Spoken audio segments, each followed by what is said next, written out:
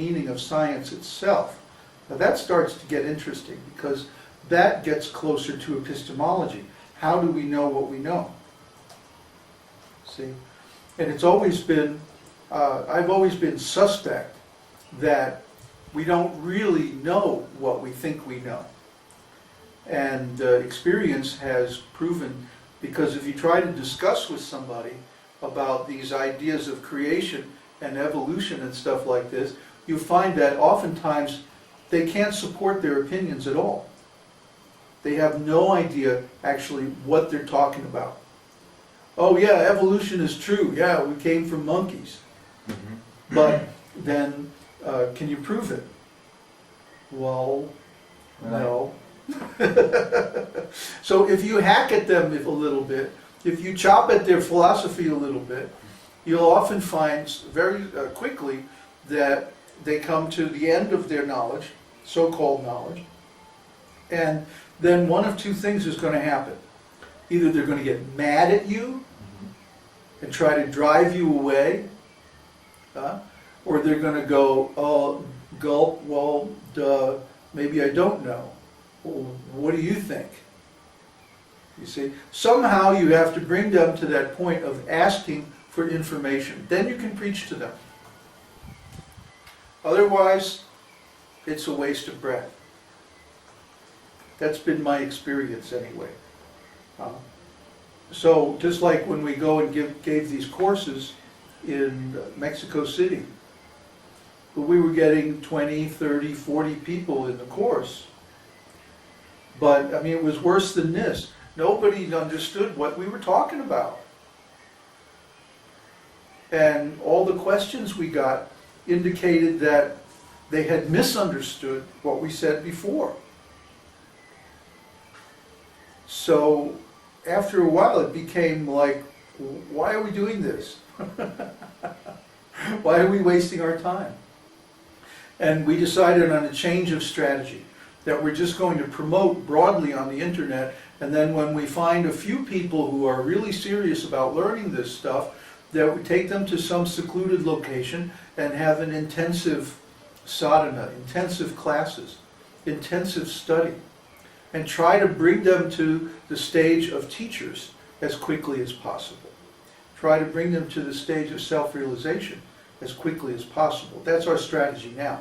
That's what we're doing with this master course.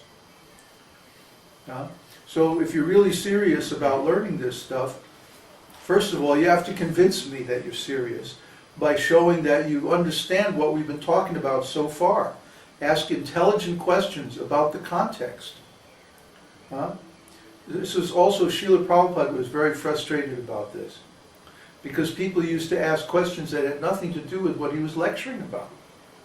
And then he would go, no, ask a question that's in the context.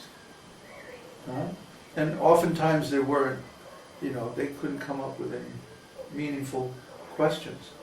But if you're thinking about what we're talking about, then you have to have questions, because we touch on such very important subjects.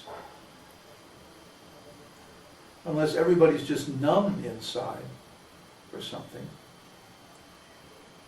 from all the conditioning and brainwashing of school, But you should be able to ask questions. In fact, you should be full of questions, because we're touching on such fundamental assumptions of the whole system of Western thought. Any more questions? Well, there is a question. Uddhava and I had the discussion, because Uddhava said that he is very unsure about preaching before self-realization. And so I said, well, if you have some realization, you can preach on that level. And so, but he doesn't really. Didn't we just have this discussion online? Yeah, and so, well, I said, look, Vishnu-Jan and Ashitananda, they weren't self-realized, but they did some nice preaching that was necessary. And so he wants to know whether Vishnu-Jan and Ashitananda were self-realized, or whether they trained any self-realized disciples. I don't know Achyutananda. I would guess that he's not self-realized because he fell down. The last time anybody heard, he was driving a cab on Long Island. So, but that doesn't mean anything. The what is significant is that he has stopped preaching. He doesn't have a website, you know, he's dropped out completely. Vishnu John, of course, I believe that he was self-realized. I think he had love of Godhead. He acted like someone who had love of Godhead. And he didn't fall down. No? But he was placed in a very awkward position because there were people trying to prove that he was fallen. And also he knew things about the people who who became his enemies. He knew things about their past that would discredit them. So somehow or other he was taken out of this material world.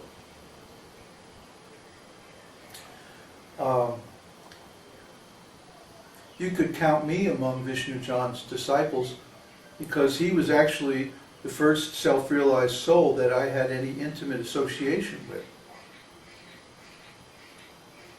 And it was because of that association that later on I was able to recognize others in India and like that. Actually, I haven't come across any self-realized souls in the West, except for him. Not since then. But in India, I met actually quite a few. But most of them don't preach. You see?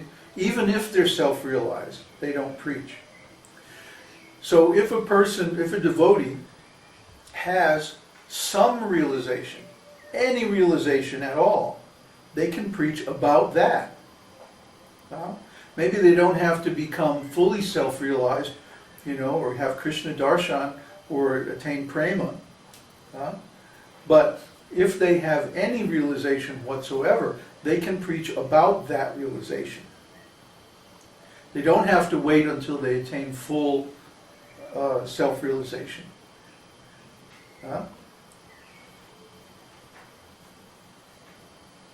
Because why? That would be, it might take you 20 or 30 years to reach full self-realization.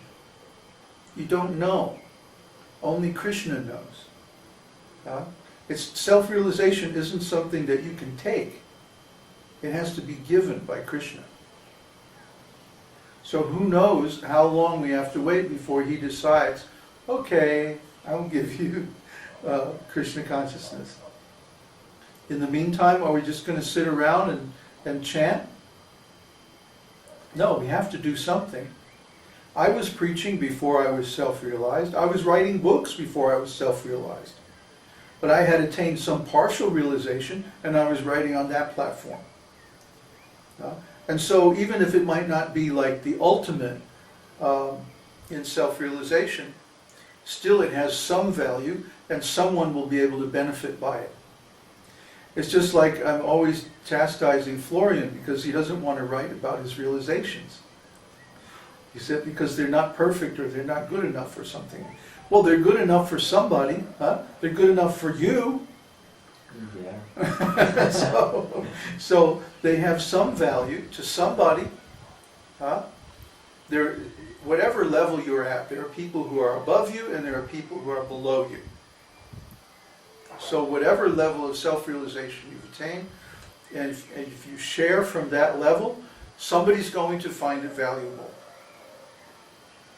So Uddhava asks, is there any obligation before full self-realization to preach? Is it something you must do? No, it's try to understand. Devotional service is all voluntary. Nobody can make us do it, not even Krishna. Will force us to do self-realization. So if we become self-realized, it's because we want to. If we do a particular kind of devotional service, it's because we want to. So preaching, if we do preaching, it's because we want to preach. We have a desire for it. Obviously, you have a desire for it. But that doesn't mean you have to wait until you're perfect. You're already on the path to being perfect. So you have something to share. At least you can share from that desire of wanting to be perfect. How many people have that? That's a rare thing in itself. Just because you haven't completed the process yet, that doesn't mean you can't preach. Of course you can. There's so many things that you have realized. Even if you haven't realized the topmost thing, there's a lot of things you have, so you can preach from that. Here he says, I'm scared knowing how blind I am. Blind man leading blind man. I can point them to you and like that. But Well, does that mean I have to do all the work? No, you can preach according to what you know. If you know what you know and you know what you don't know, preach according to what you know. That's been my policy for many, many years. Is that I would teach according to what I knew. It's still my policy. If you ask me something that I don't know, like how do you balance a fuel injection system